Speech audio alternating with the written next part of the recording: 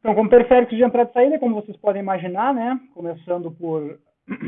São dispositivos que vão fazer a comunicação com o mundo externo, ou seja, que vão levar ou trazer dados para o processador. Alguns vão fazer só a entrada, alguns vão ser dispositivos, vão ser periféricos de entrada, alguns vão ser periféricos de saída, alguns vão fazer as duas funções.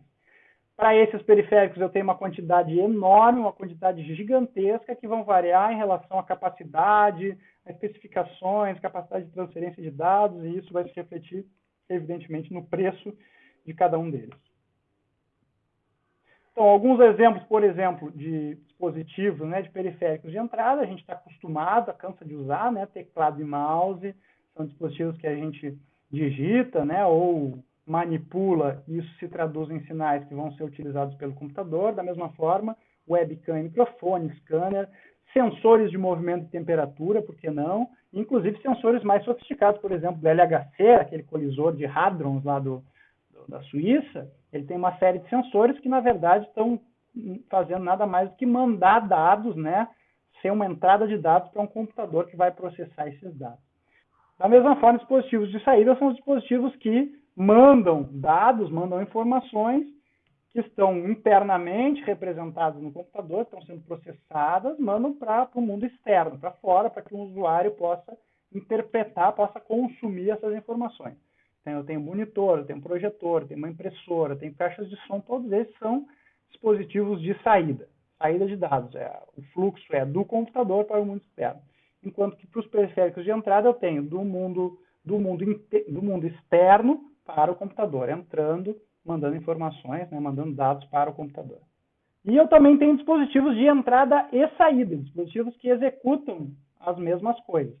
Lembrando que todos os componentes de um computador eles vão estar classificados em uma dessas categorias. Ou vai ser um processador, ou vai ser uma memória, seja o tipo de memória que for, ou vai ser um dispositivo, um periférico de entrada e saída, podendo ainda ser um barramento. A gente vai ver que pode ser uma interconexão entre dispositivos que tem algumas características. Então, por exemplo, eu tenho dispositivos de rede, na realidade eles podem ser considerados como um periférico de entrada e saída. Um periférico que manda dados, né, quando eu recebo um pacote de rede, pode ser uma rede com fio, pode ser uma rede sem fio, pode ser uma rede de telefonia. Então, ele vai funcionar como dado de entrada, como um dispositivo de entrada, quando o computador recebe pacotes desse dispositivo, e vai funcionar como dispositivo de saída quando eu mando dados de dentro do meu computador, de dentro do meu sistema, para o mundo externo. Da mesma forma, eu tenho outros dispositivos, né, controle, por exemplo, do PlayStation. Gente, PlayStation nada mais é do que o quê? Um computador. Um grande computador costuma ter processamento gráfico, né, muito forte. Por quê? Porque precisa fazer grandes cálculos e os faz em paralelo. E eu tenho como a arquitetura principal, a mesma arquitetura, eu tenho memória interna, eu tenho processador, eu tenho dispositivos de entrada e saída, e dispositivos de interconexão entre os elementos também. E eu tenho, por exemplo, o controle do PlayStation como sendo um dispositivo de entrada e saída. Por que o controle do PlayStation é considerado como dispositivo de entrada e saída? Alguém aí que tenha PlayStation ou que tenha jogado?